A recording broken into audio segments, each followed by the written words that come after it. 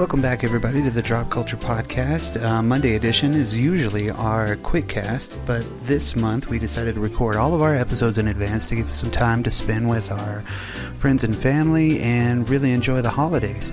So, what we did was we kind of checked through our back catalog on the episodes that we wanted to re-release or remaster and put them out there for you to enjoy again if you have listened to them. Or if you've never heard them before. So this is one of our very early episodes. It was our mashup. What we did with this episode is we actually took literary characters, television characters, or comic book characters. There's really no rule for it. And we put them together in a story, a couple people in a story that we wanted to see and that we wanted to kind of just flesh out. We had a lot of fun with this one. This one's the mashups that we would like to see. Thanks, everybody out there. So definitely give us a like, comment, or subscribe. Hit us up on Facebook, Twitter, everything like that. And if you have any comments, you can always send them to dropculture.com on our website. Check in there. You can also send us an email at www.dropculturepodcast@gmail.com. And really just... hey, have a good week out there. Wait till our Thursday episode.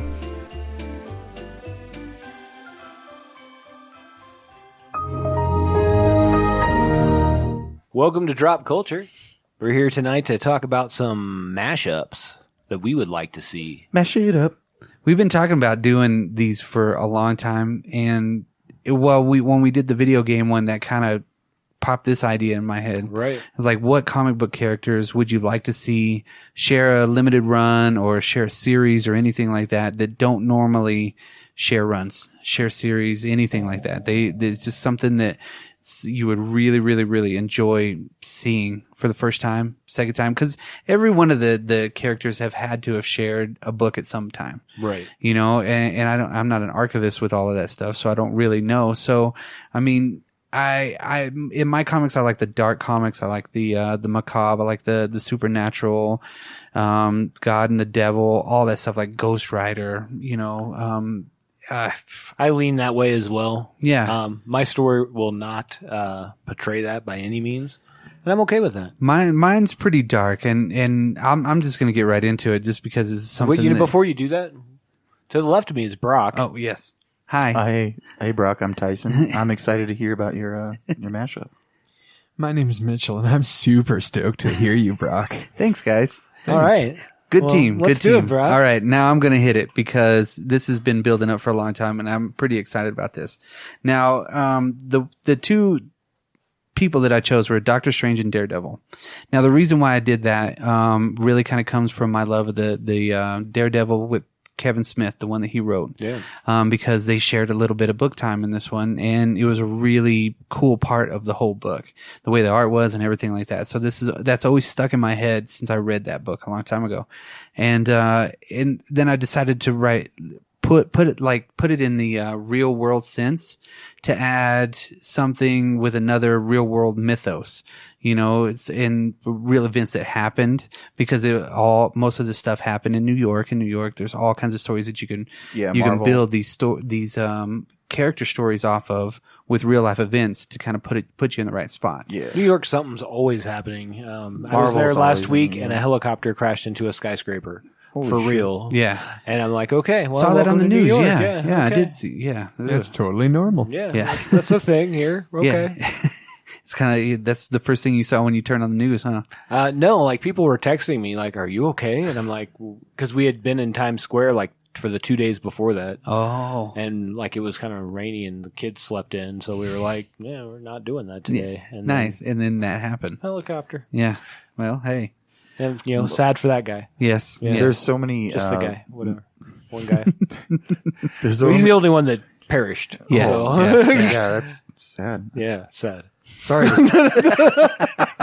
But in the Marvel comics, there's so many people that have mainstays that are mainstays in New York. You know, Yeah. Daredevil, Spider-Man, Absolutely. X-Men, the Avengers. So, but you're saying Well, I picked these two also on another level too because Doctor Strange is the master of the mystic arts. Sure. He's very into demonology. He's very into all different kinds of the macabre, things like that, sorcery. And then you got Daredevil, which is a 100% Catholic kid, grew up, confesses every Sunday, everything. So you have street level kind of you have both of those That kinda, religious side. Yeah, the Yeah, religious side, and you have that mythical side.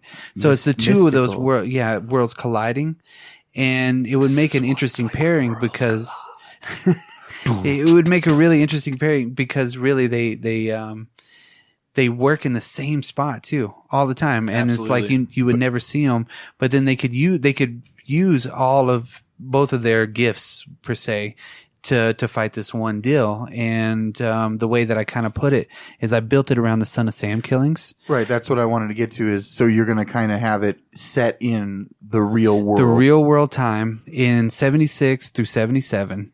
And I read a little bit about David Berkowitz, and he said that he was involved in some sort of a cult that was trying to summon demons at some point before all of this happened. So then I got that in my head. Okay, there is a group of these Satanists, and David Berkowitz is one of them, but you really don't know, of course, because it's just a big circle of guys and all these demons come out.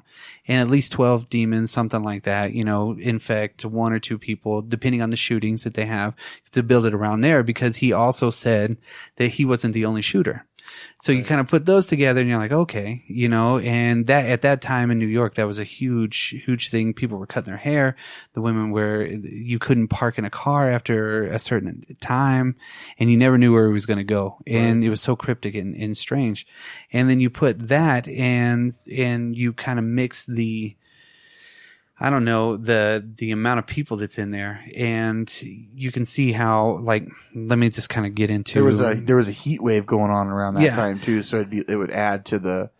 I guess in my head, when you tell me this, it adds to that visual of the story. You know what I mean? Yeah. These two characters, especially. Well, absolutely. I think the heat wave too kind of leads to the madness of the whole situation as well. Lends itself to it rather. And Daredevil, he's a devil, so lots of reds. Well, and Daredevil's been a character that's gone to hell. Yeah. So this is like almost, and whether that really happened or didn't, I guess nobody ever knows, really. In the comic, but yeah. I think it's cool that you line those two characters up together. Yeah. I mean, and let me just start it out. It kind of starts with Berkowitz, and like I said, they were doing the whole seance and everything like that for Zarathos, right? And this is going to be set kind of before or right about the same time as Ghost Rider too. So that's another kind of tie-in that I had for it, right? Right. And then each one of the demons come out and they grab these people, and it's kind of just one at a time. They go out and start committing these really weird murders at the same time the other ones are going on too. Like Daredevil kind of gets into the whole fight first because he gets into the plot, driven into the plot first. Yeah, he's the first one to see what's kind of happening and everything like that. Basically, it's like this guy's going after a woman and a kid or something like that in an alley, and that's where, of course, Daredevil fights a lot. And he kind of comes in and he just notices that this person he looks possessed. It looks crazy. It looks different than anything he's ever seen. So, before he actually stops a dude from doing the killing, of course they fight. He's got some weird demon in him and everything. And the dude kills himself.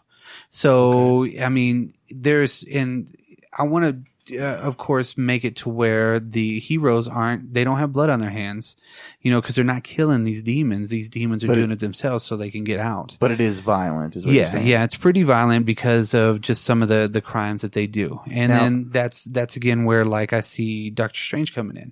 Doctor Strange, in my head, he's coming in to seeing, all these people on top of a roof, across the street from him. But there's somebody standing at the door doing some kind of weird spell across the whole place. And these people look like they're about to jump off. Well, Doctor Strange basically saves them all. And then that one dude somehow gets on the roof and is about to jump. Doctor Strange can't stop him. He's dead, right? So that's where they start reaching out. They start trying to find out what's going on. And the whole time in the background, in newsreels and everything like that, you're seeing the story of the Son of Sam killings. It's just starting. A la the Dark Knight Returns. Maybe? Yeah, and each one of the issues would probably have like that being the top story of it. You know what I mean? Right. And it just starts off with the news, and it shows another interaction with the two guys. But the really cool part about the interaction with them is like Daredevil has to figure out a way to use the mystic arts, even though he doesn't really. I don't know. He doesn't really believe it too much, but yet he's seeing it in front of him, or not, but he's Daredevil. Yeah. It's an interesting dichotomy. Yeah. And then Strange doesn't, really see the other side of him too. Because he's more of a realist. Yeah. And there was a big break in the murders too at some point. So I would like to have that big break where Daredevil's learning the mystic arts in the shadow realm or whatnot. He's doing stuff. He's learning things. And you're also hearing little blurbs about other murders happening. It's just that hot time in the city. You know what I mean? So it's just that really weird deal. And they finally get to the main person, is Zarathos, which Zarathos he's tied to Ghost Rider. Yeah, he's the spirit. He's Mephisto tied him to Ghost Rider. Yeah. Or tied him to Johnny Blaze. Right? Yeah. He's a Johnny Blaze villain is what you're saying. No, he is Johnny. He is Ghost Rider. Zarathos he is. Yeah. He's the demon that forms Ghost Rider. Yeah. Oh, yeah. dang. So, the whole time they're taking down these demons, those killings are going on, of course.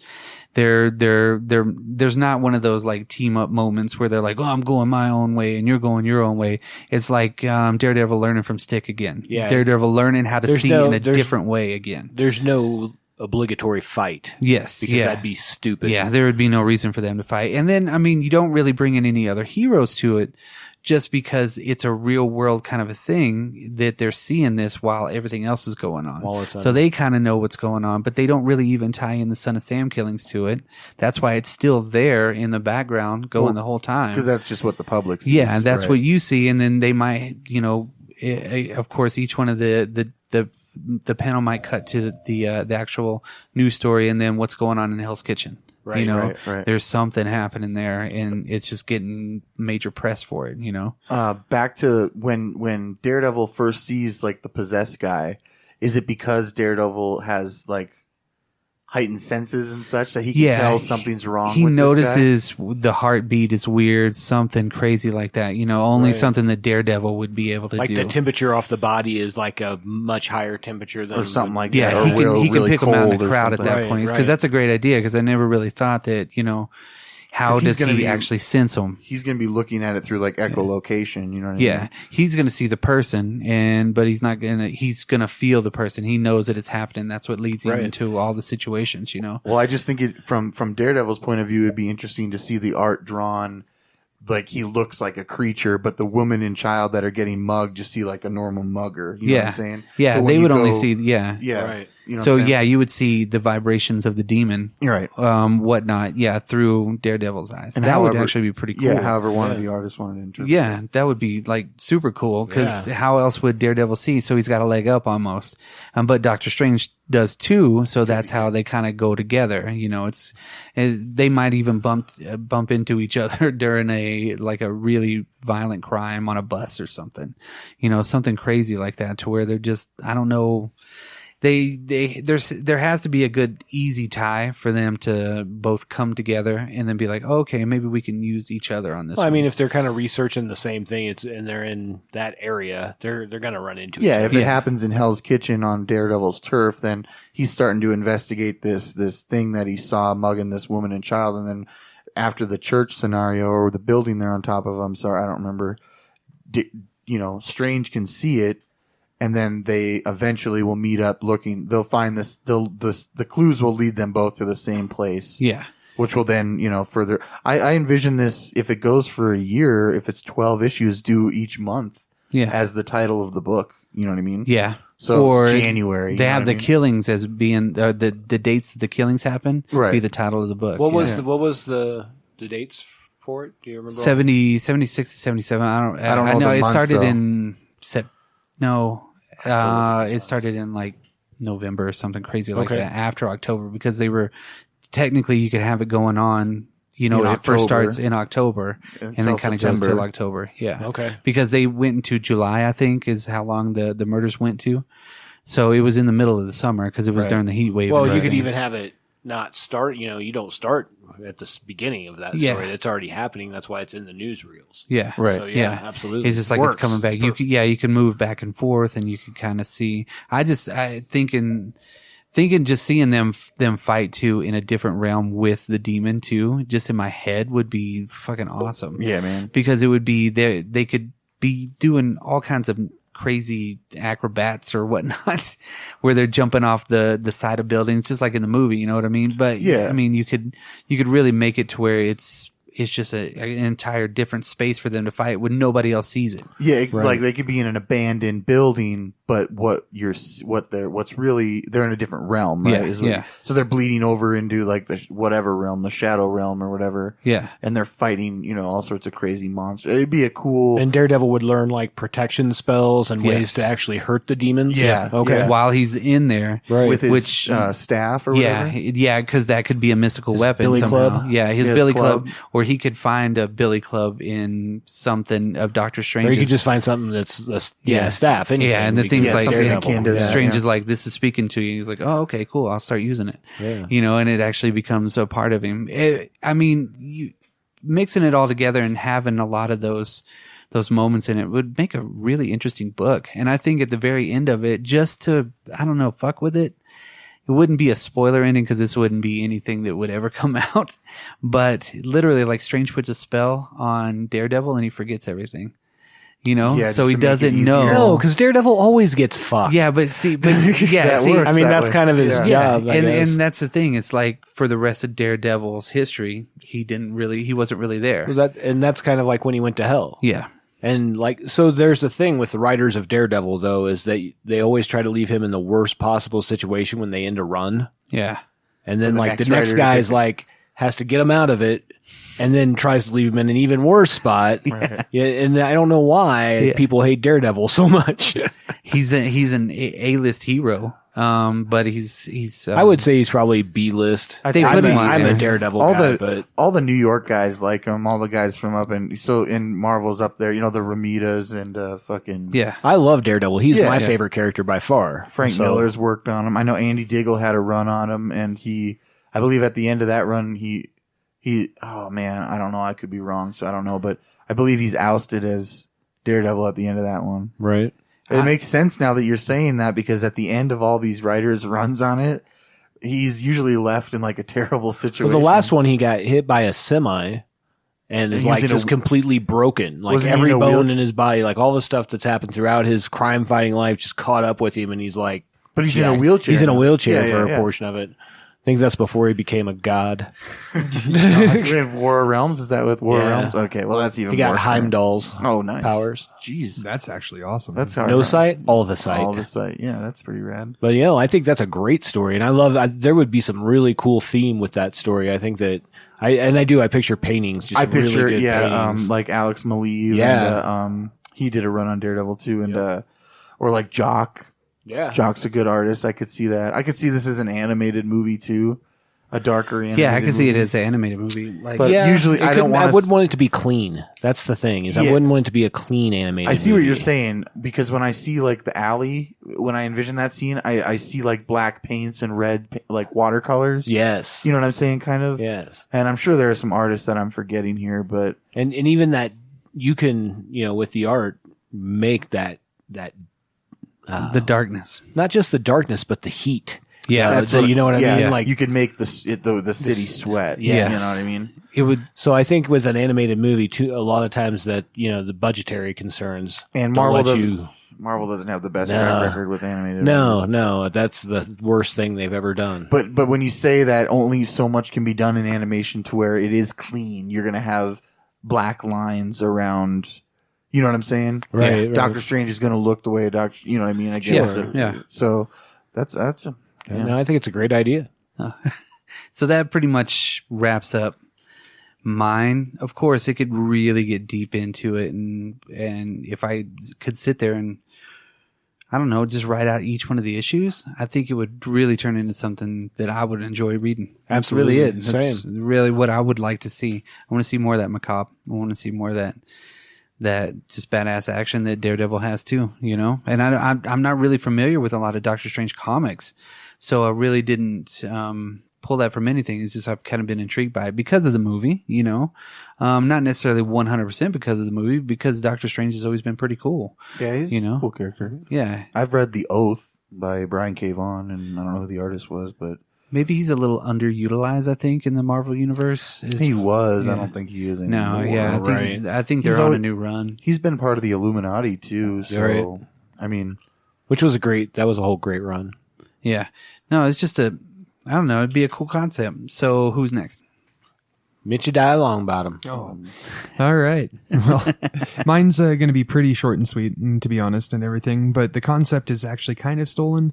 It's stolen from a really cool mashup that was like a 30-second video or something like that a long time ago of Doctor Who and Sherlock Holmes.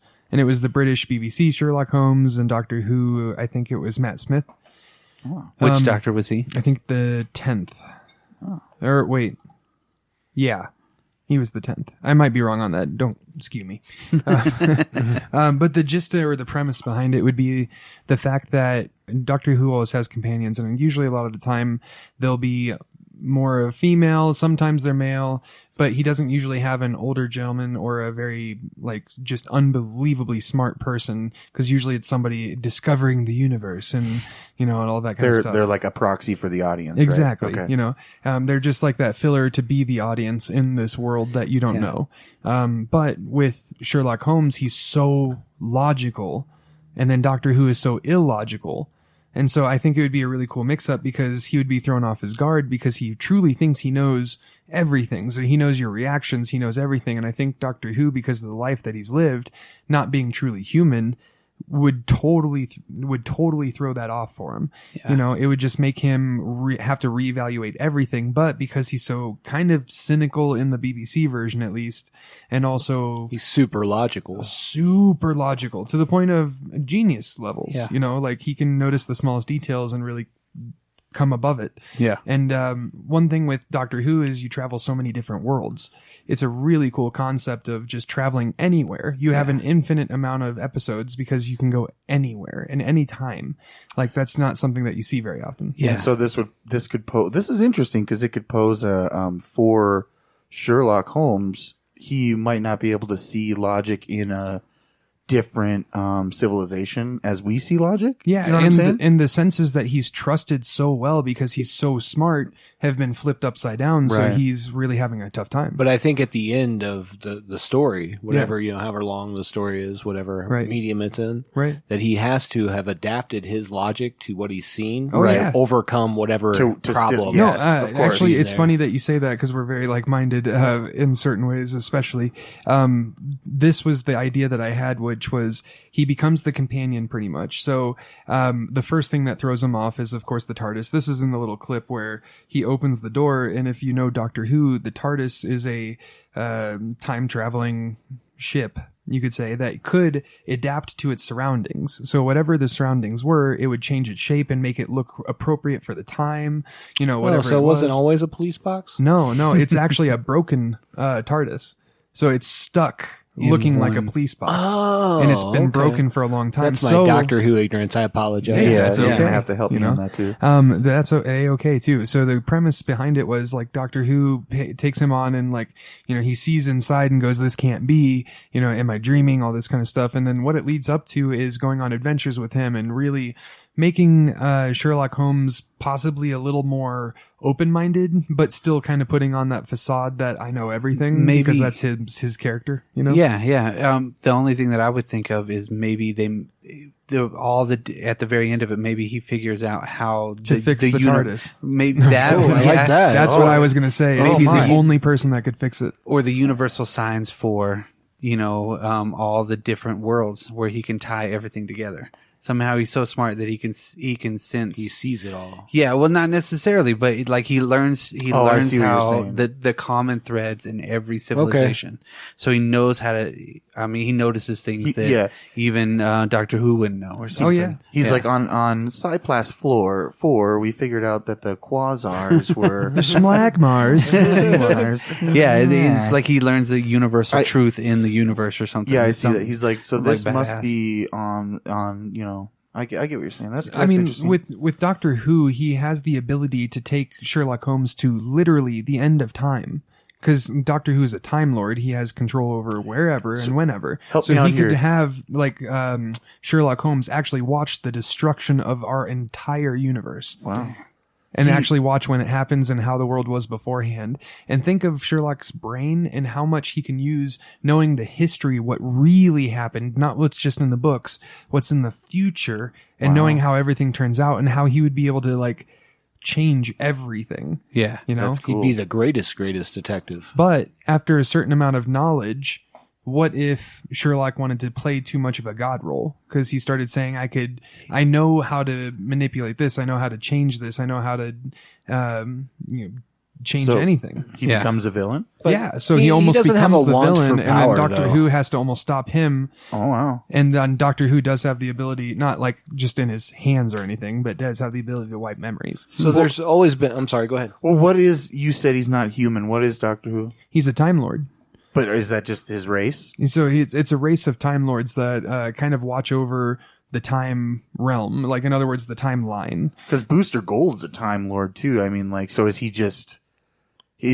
what, does he have, like, a race name or anything like that? Like, is he a Flurgan or something? I don't know who Bruce is, but I don't think that has, like, Doctor Who... The same... Oh, no, I know they're not the same continuity or whatever. So Time Lord is like saying I'm Asian. In this continuity? Yeah. Okay, gotcha. It's a race of people. Okay. They don't have a form. They have to shed it every so many years. They all look like humans. Yeah. Okay, they all look like humans. It's almost like the god of this realm, you could say. Okay. Like it's shaped in the image we are. And so that we look like Time Lords and everything like that. But what happens with Time Lords is they're not affected by time like we are. They're not affected by a lot of things like we are. Okay. They can dip in and out whenever they want. And their homeland is outside of time. So it's very interesting in that method. Wow. But when he would be one Doctor this whole time with Sherlock. Well, the thing is with the Doctor, it never is guaranteed that. Yeah. But because there's a reason we say the 10th Doctor, the 11th Doctor, the whatever. You know, it's because when the Doctor dies, he actually just regenerates into a new form, which is kind of crazy because he keeps his knowledge base of who he knows and what he knows, but his characteristics, his mannerisms, everything, his gender, like everything could literally change. It doesn't matter. He could become old, young. It doesn't matter. It's really cool in that way. You could actually tie in some of the theories on Sherlock Holmes with this. Is once he gets that knowledge, there's some thoughts that Dr. Moriarty, who is the villain, of course, is also Sherlock Holmes. Oh, because he's the only person that's smart enough to outsmart himself. Right, he becomes his own Moriarty. So he becomes his own Moriarty once he has that knowledge. That would be where Doctor Who has to pull him back. Right. And then, of course, he's not truly a villain. It's just Doctor Who sees a problem, and that's going to be down the road, and he has to fix it before it becomes a problem. Because he caused the problem. Right, exactly. But that's a very common story, so that would be the story of... Kind of like, him helping Doctor Who become more knowledgeable because of him being able to grasp onto an idea and learn it very quickly, overcome things, being able to fix the TARDIS, which would make Doctor Who go like, that's a great, that's a great ending. That's a good ending. Right? And then going into how knowledge becomes power and power becomes, and how would you, power is corrupted. Yep. And absolute power corrupts absolutely. Absolutely. But either way, how would you envision this? Like a 6-episode miniseries, like a movie? Like I would probably say a season of Doctor Who. So how many, like 12, 13 episodes or something? I think they're about there because they've cut down a lot. All of the shows seem to have cut down from like 24 episodes, but Doctor Who's been decent. But I mean, like if it was 12 to 15, I think you could, I think it could be a shorter season. I think you could do it in shorter episodes. Like 8 episodes, like an 8-episode arc or something. I don't know any, like I watched Doctor Who when it was on PBS. Oh yeah. Way back in the day, like they were super old and the guy had curly hair. Right. Yeah. And again, mostly didn't know what was going on, you know. It was cool because it was a science fiction show, like Star Trek, you know. And then they came on right before Red Dwarf, which was awesome. Yep. Red Dwarf is amazing. Yes, it is. Yes, that Sorry, and the IT crowd. We digress. We digress. No, but either way, that idea is just the way that you embellish it for it too. It makes a lot of sense. It Absolutely, would actually look really cool. Like again. Would you do it in a comic? Would you introduce it in a comic? I would prefer TV. I mean, I like comics a lot. I think a season of the show makes sense. Yeah, it would be better than anything where someone should pitch that. I mean, like, I don't see why the BBC it's already been wouldn't, pitched. I mean, my idea is stolen from a very short little clip of the crossover of them meeting. And this is just building on that. So it's not super original. Well, I don't know that has it been pitched though? Has it been story fleshed out? Probably not. Did someone just edit that together and put it on YouTube? Yeah, that's exactly what it was. They took clips from the two shows and they made it unbelievably convincing. But like, it was just the two shows with the right angles and the right scenes. Because you could pick a number of, you could cast a new Sherlock Holmes, or you could use like Benedict Cumberbatch. Benedict Cumberbatch is the one that I had pictured for how he's, you know, a drug addict, very like low, very dry, you know, that kind of Sherlock Holmes. And that is kind of Sherlock Holmes, but how Benedict Cumberbatch does it is really good. Right. Honestly, what I'll do is I'll give the link to you guys and we'll post it on the episode so you can watch that little crossover. Cool. But I mean, that's pretty much it for my segment and everything. I mean, that is the crossover that I've been wishing for a long time, and I hope to see someday, but you never know. Yeah, you never know who's going to attempt it. Yeah. And eventually, why not? It sounds like a really awesome idea. Thank you. Yeah. I had fun doing it. That's pretty cool. Right on. Well, unlike me, like yours, where you were, you know, been looking forward to that for a long time, I've been looking forward to this for about 3 hours. Nice. Which is when I came up with the idea. So yeah, my mashup would be called Super Soldier Gaiden, which is Japanese for side story. And the two characters, and actually I'm not even going to give you the two characters yet. So the first intro scene would be John Walker. I don't know if you guys are familiar with him. He was U.S. agent. He was Captain America for a while. Yeah. And it's a crime scene, and he's dead. And you see like 3 holes in his back. And one of his hands are missing. Okay? Really? Yes. So that's how it would all start out. All right. And then you find out that, and I haven't flushed out the story completely. Again, 3 hours, guys. Is that Winter Soldier comes to investigate the crime and starts tracking like what's going on. Eventually finds out that Taskmaster's involved. This was more of an idea for a mashup, not only of the heroes, but of the villains as well. Because he finds out that he's working with another gentleman. And then what they're basically doing is going around taking out all the people who've ever had super soldier serum in them. Or some version thereof. And you find out there's a shadowy organization that's basically hired him and this other guy named Slade Wilson. Or Deathstroke. Right? To do this. So they're going around taking out all these like people with super soldier serums or infinity formulas, things like that. Anything that turned them into it, like the power broker did the U.S. agent. Right. Yeah. Nick I don't want to derail if this is off topic, but I mean, would that be the Hulk as well? Because that was a form of the super soldier? Yes, you're not wrong, but no. Okay. Yeah. Because we're not bringing the Hulk into this. Yeah, I believe things get completely crazy if you bring in the Hulk. Yeah. Well, and I believe that's in the Ultimate timeline, isn't it? What?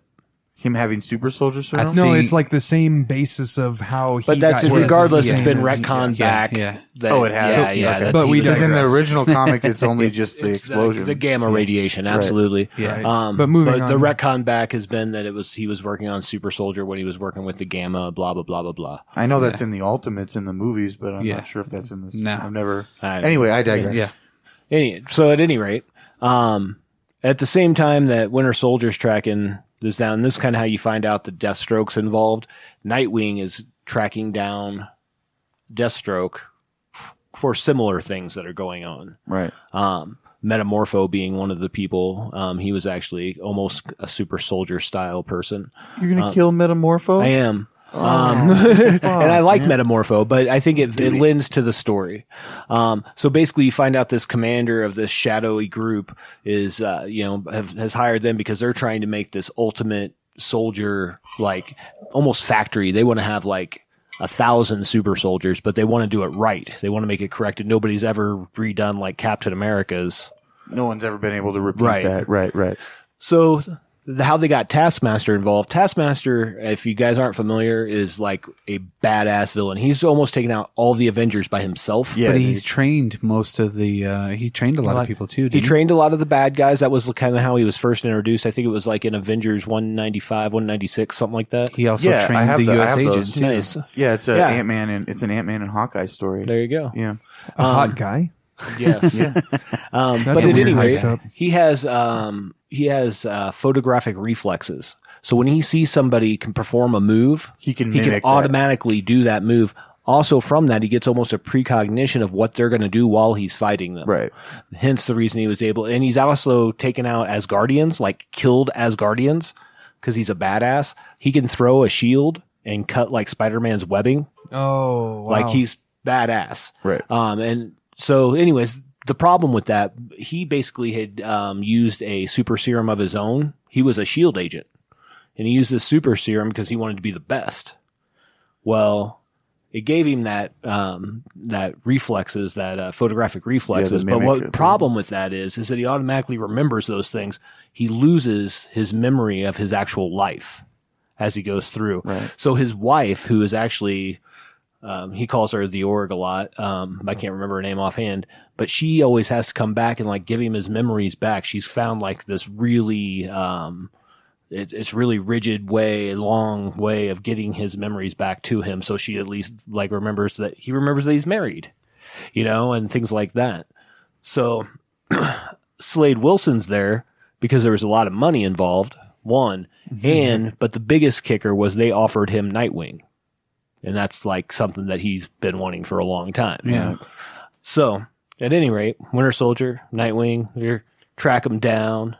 And what city would you set this in? Would it be in New York? Would it be across Bloodhaven and then? Yeah, I think it would be in both, and then like somewhere completely different, and maybe another. And actually, when I originally thought of this, I wanted it to be in Japan, Baltimore. And it was going to be. Well, and no, not in Baltimore. But so my original thought for this is that it would be in Japan, and the Black, I think it's called the Black Circle Society, which was used in, what was the pre-DC comic? Not Charlton, but one of the other ones. That's where that started. I was going to use that piece, but then I got this brilliant idea, because as the crux of all this comes down, you find out that these people didn't just want them to go kill all these people and do this. They wanted them too. So the promise to Taskmaster, and I digress because I jumped off that, right, was that so Slade Wilson uses 90% of his brain. That's his deal, right? That's like one of his superpowers that he got or whatever from the super serum stuff that he took. So they said that, well, while he's here, we're going to do some medical things to get you your memory back full time. So that was really what got him, hooked and being there. So basically at this point, They've killed like 4 or 5 different super soldiers, and then this organization turns on them. And that's when, like, it's basically Winter Soldier, Nightwing, Deathstroke, and Taskmaster fighting their way out of this. And the only people that get away at the very end is the commander and some dude with a metal head. Who? Cobra! I was like, what? Damn. So that's the story that I came up with 3 hours ago. Dang. Hey, that's amazing for 3 hours. For 3 hours ago, Jesus! Like But you've always been amazing. So to be fair, I did like 4 iterations of this. Like I had such deep cut characters. I had like American Eagle in one. In 3 hours. I had Joker and Madcap. Madcap's one of my favorite villains. You were telling me about that. That sounded if you're pretty not cool. familiar with Madcap, he is amazing. Any guy that wears like a big pompadour hat and a feather and uses a bubble gun that's just a bubble gun. Really? But he has regeneration better than Wolverine. Oh, wow. He can't die, basically. And like he can cause hallucinations in other people. Oh, God. So, yeah, he's like I'm like, I want those powers. So, That's cool. I'm going to make you hallucinate for $20, and then I'm going to jump in front of this train to get to work.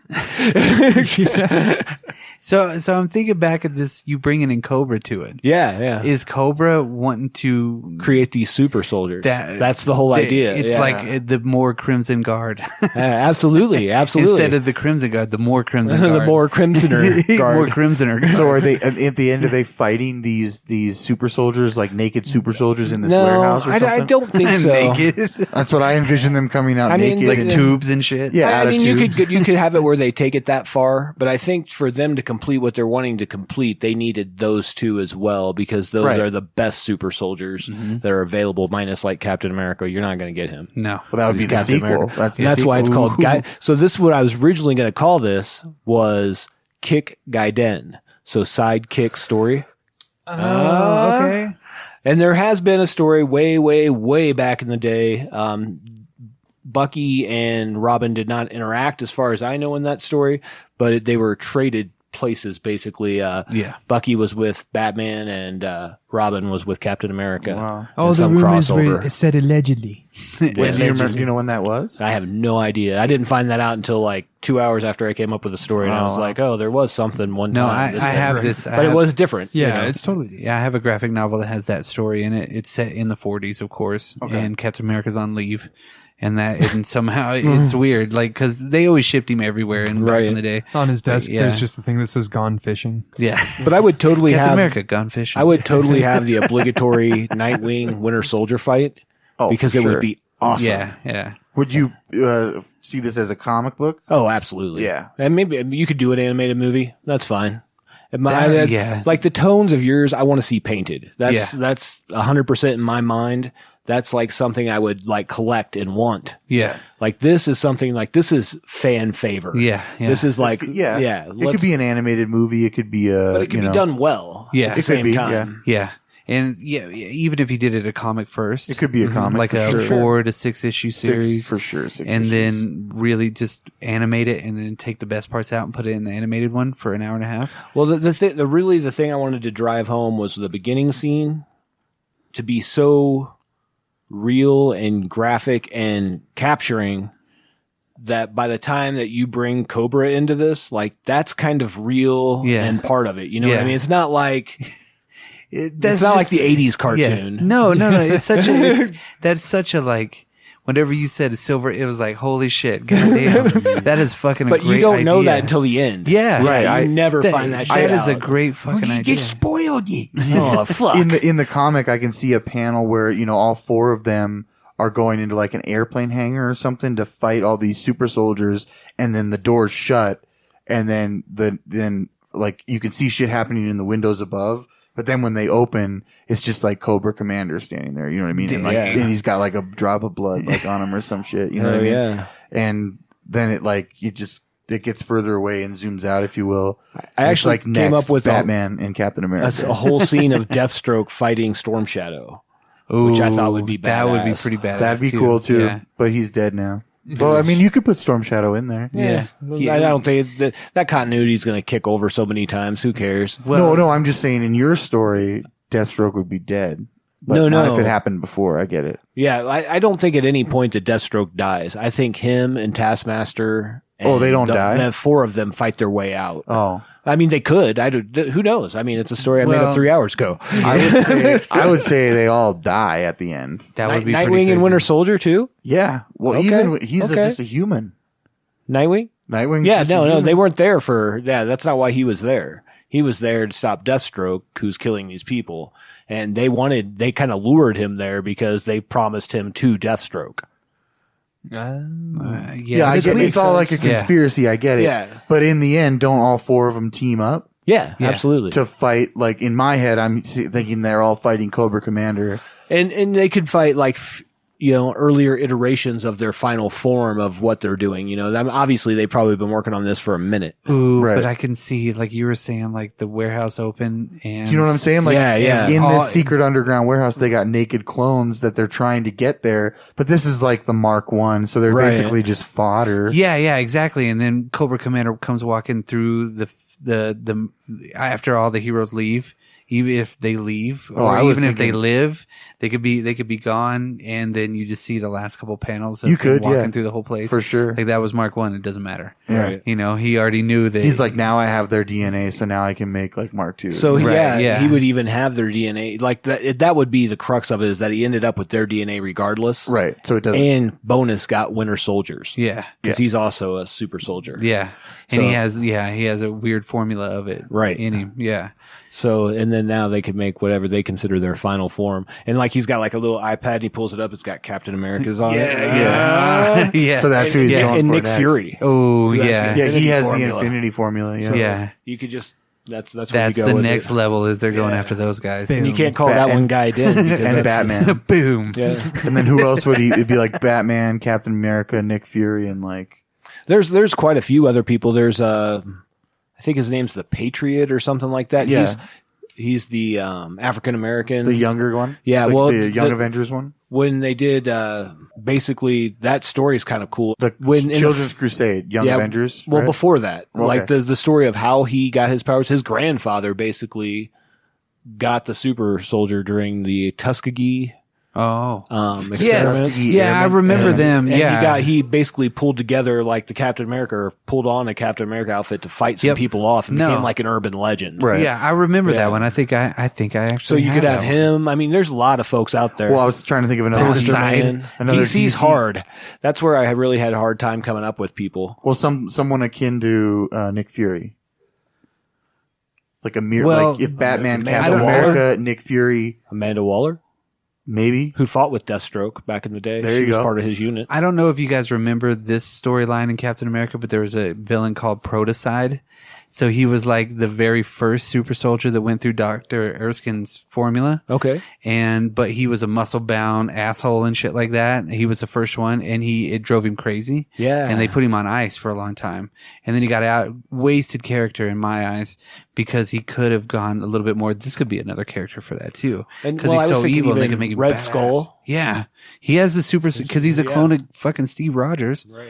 Yeah. Well, even the original version of Red Skull was the German super soldier. Yeah. And they had Master Man. They had a lot of German ones. Yeah. Yeah. Omega Red. Yeah. Yeah. He was Omega the Russian Red. super soldier. Man.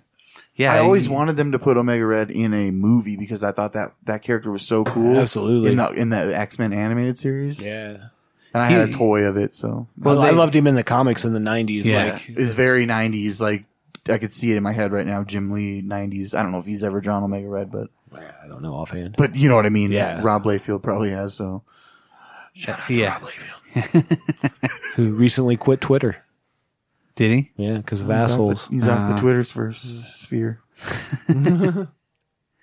Well, so that's all I got. That was my story. That's a cool story. I'd read that too. I'd like to ingest it more as an animated movie personally, but each one of your guys' stuff is like, I would like to do it as an animated series. Ooh, that would be like a.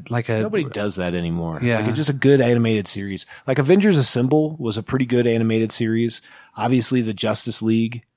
I don't prefer the Avengers Assemble. Did you watch the one before it? Earth's Mightiest Heroes. That's the one I'm thinking of, actually. So it ran from 2010 to 2012. That was the good one. It was really good. Yeah. They actually borrowed, I mean, I wouldn't say they actually borrowed, but there's a lot of parallels between stuff they did there first and then they brought to the movies. Absolutely. You know what I'm saying? They tried it out there first. You know what I'm saying? Yep. No, and that's the one I was thinking of. I just got the name wrong. Okay, but Avengers Assemble came after. I didn't watch that one. And it's kind of tied into the Ultimate Spider-Man series. Gotcha. See, this is what I don't get about Spider-Man. I'm going to go off on a tangent here for a moment. That's fine. Why does I've always grew up reading Spider-Man comics, I guess, and then the Spider-Man animated series. I don't see why. This is why I had a hard time with Homecoming. And of course, now after seeing Civil War, that whole arc works. Whatever. It works. But why do you need Iron Man to sell a Spider-Man movie? Why do you need Nick Fury? It's not Iron Man that's selling it. It's Robert Downey Jr. Sure, whatever. But 100%. Iron Man's taken up. He's a third of the poster on the theatrical poster. You know what I'm saying? I'm with you. Like, I won't go off into the tangent. But I understand where you're coming from. You know what I'm for saying? Sure. Spider-Man Hear should be more able on to our sell- other podcast. I digress. Yeah. So like that Ultimate Spider-Man animated series, Nick Fury's training him. Ah, and gotcha. it ties into after they canceled Earth's Mightiest Heroes, they started that new one called Avengers Assemble. Yeah, I haven't seen that one. It's a newer like XD one or whatever. Gotcha. Yeah. There's a Guardians of the Galaxy show too. Okay. I'm not going to watch any of those. No. Me neither. Nope. No, Tyson, did you have any mashups? I don't really have. Yeah. No, sorry. Well, honestly, Brock, yours was like one of those that seems like it should have been done a long time ago because it actually kind of has a little bit of indentation. Like all of ours kind of have an indentation of each other's. If you think about it. Yours is a little further out there, but it still has that darker tone or that more dry, like it has like Deathstroke, all those, like it's going to bring it to a darker mood usually. And we've also turned it into an opposite personality type of thing. Yeah. Like they're polar opposites in some way. Oh, opposites attract. Yeah, and they literally have to learn each other. I totally did mine because Nightwing's my favorite DC character. Mm-hmm. That's all. Oh, okay. Yeah. But it's cool. I'm like, how do I get Nightwing in here and still make it really cool? Yeah. It worked, man. It did for 3 hours and all the different renditions that you did as well and the backstories. And I was like, God, man, I wish I was able to create that fast. That'd be cool. Well, I mean, yours too. I absolutely like. I know we kind of talked off air, like we're on the radio.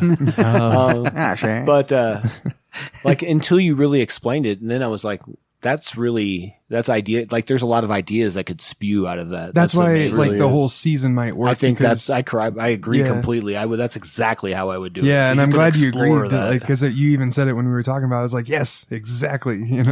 I think BBC could pull that off. God, it'd be amazing. Absolutely. They own all of it. So yeah. I don't see why not. Come on, DC. Give Mitch a call. No, the BBC. Yeah, what did I say? DC. Yeah, BBC. Yeah. That's what I meant. Well, give Dan a call, DC. Yeah, or Marvel. Yeah. Or nobody, whatever. The big, beautiful channel. I'll work for DC or Warner Brothers. I work for BBC. I give a damn. That'd be amazing. It would be fun to sit around in a writer's room or even with an artist and be like, oh, this is what I see in my head. What are you going to do? That's right. And be able to put that down and just look at it like this is exactly what I want. Yeah. But don't forget to let us know what you would want to see. Yeah, hit us up. What characters would you mash up? Put them together. Throw them in a ball. And if you don't want to take the time to get a story with it, do me a favor. Just tell us the two characters. We'll make a story out of it. Why not? Yeah. Why couldn't we do that? If you send in something for it, see how we could turn it into something that you would like to see. It'll be amazing watching you guys turn those into stories. Yeah. No, I'm just kidding. Wait a minute. I'll take a couple. That would be fun. But thanks for tuning in, everyone. And it was an awesome podcast. I had a lot of fun. I hope you guys did. Absolutely. Once again, my name is Mitchell. Hey, I'm Brock. And I'm Dan. And I'm Tyson. You guys have a good night.